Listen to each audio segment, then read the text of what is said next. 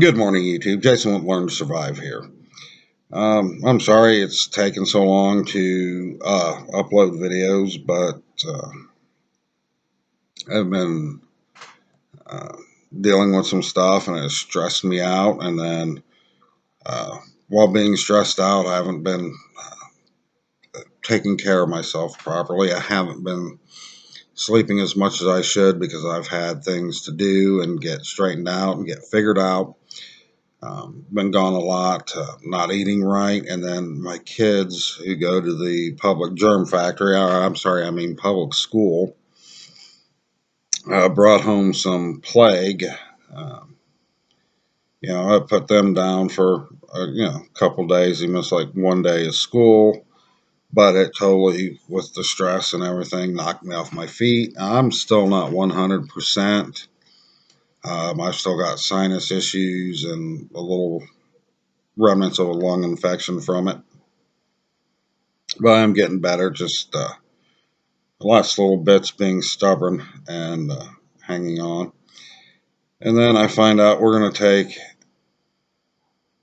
another hit financially because I'm probably going to end up having surgery here shortly.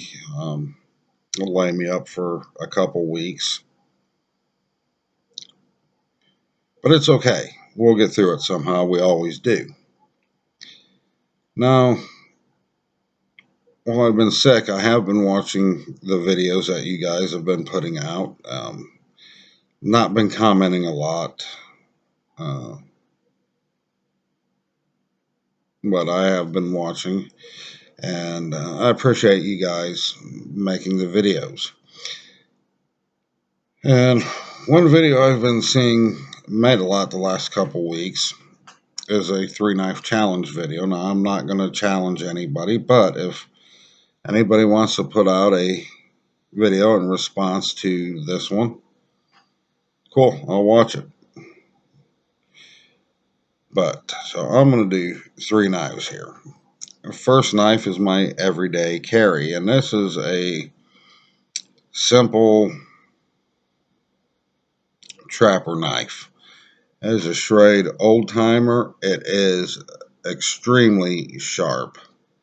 Um, I've had this knife 13, maybe 15 years. I've had it a while. It's been through a lot. You can see there's a slight bend in the blade where I've pried on something over the years. Um, I've done a lot with this knife. There's nothing that I can't do with this. I mean, barring self-defense, I wouldn't use it for that unless it was really last ditch. But I have field dressed and skinned 3 deer with this, maybe 4. And if you don't think you can use a small knife like this trapper to skin a deer, you can. This will even go through the ribs.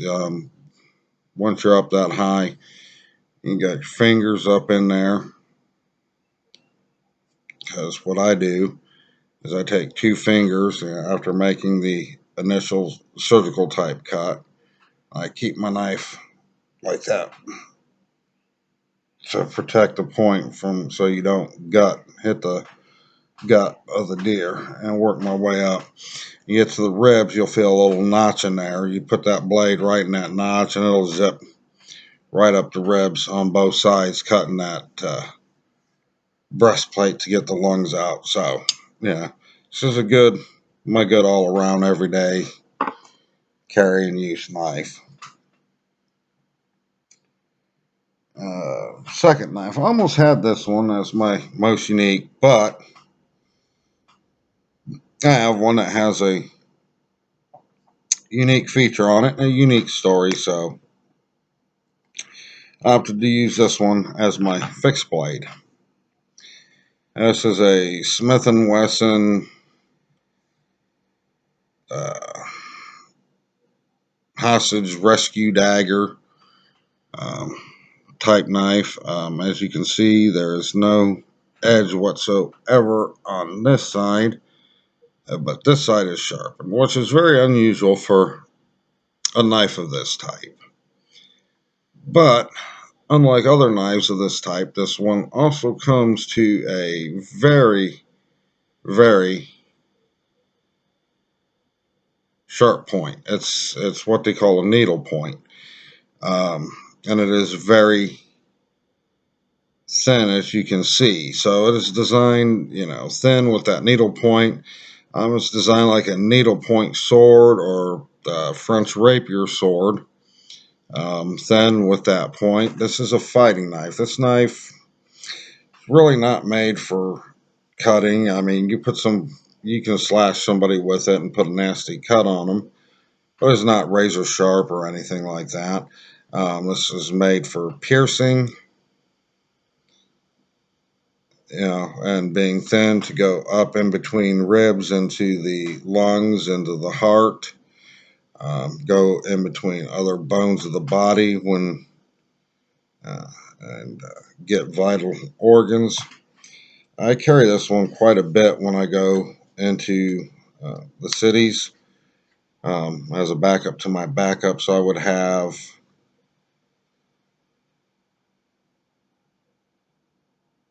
a bigger folder knife on me, and I would have my 45, and then I would also have my 38 backup, and this would be the backup to my 38.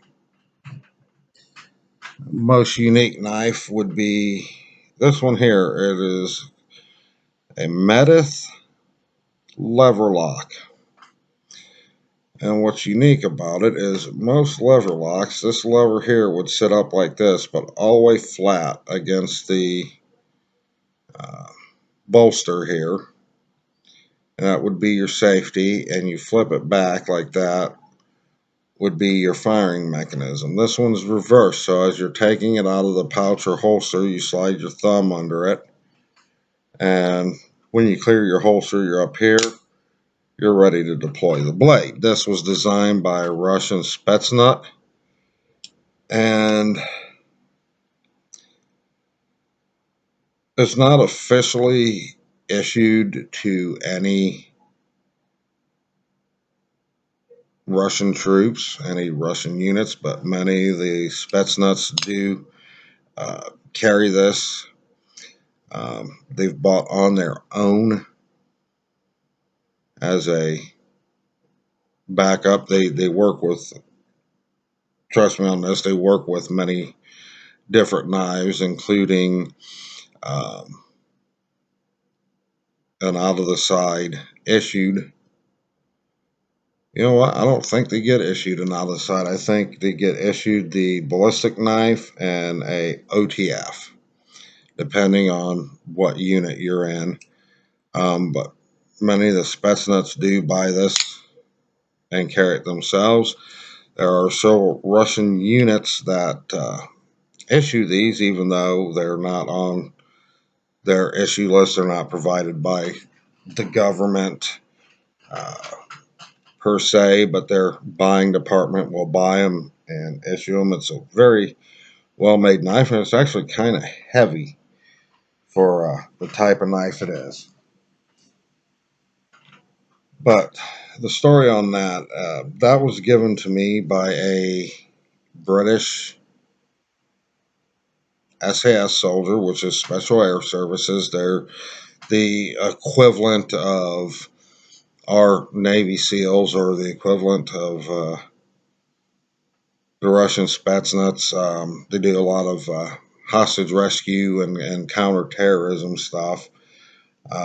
He did some training in Russia with the Spetsnaz, and that was given to him by a Spetsnaz officer. And when he got out of the Army, he met an American girl that was over in England for work. They ended up getting married. He ended up becoming a U.S. citizen, and he found out that I had a couple switchblades and that I liked them and that I liked unique knives and knives that have a story to them. So he gave me that knife and the story on it, and So I've had that a couple years. It's I carry it. I carry that at least once a week.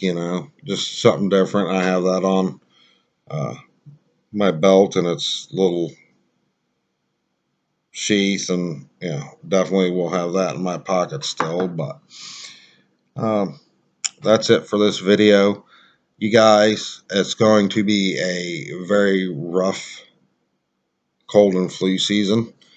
Please take care of yourself. Um, do some research into uh, plants and herbs that you can take that help boost your immune system, and start taking them. Keep yourself healthy this year because it's going to be very rough. It's the Midwest of the U.S. has already been hit pretty hard with some of these plagues going around. And I think as it gets colder, it's only going to get worse. Um, One of the things that I recommend, if you can find and get it harvested yourself, great. If not, you can do a Google search and you can find it on the internet. It's not too god awfully expensive, but it is a great boost to the immune system. Is chaga. If you can find yourself some blocks of chaga and start making yourself some chaga tea, that's going to give your immune system a great boost. And 1 pound block of this stuff, after you cut it down, is going to make a lot of tea. You probably will not use the whole 1 pound block in a whole winter season, because just a little block, 1 inch by 1 inch square, is going to make 2-3 gallons of tea, if not more. Depends on how you make it, how long you let it soak, how potent you want it. It really don't have any flavor, so you can make it by the cup with the block, and regular tea bag with it for flavor, what have you. Just something to look into. But take care of yourself, get your immune systems up, get prepared for winter, and get prepared for what appears to be a bad cold and flu season. Take care of yourself, take care of one another's, watch your back. Love you guys. Talk to you later. Bye.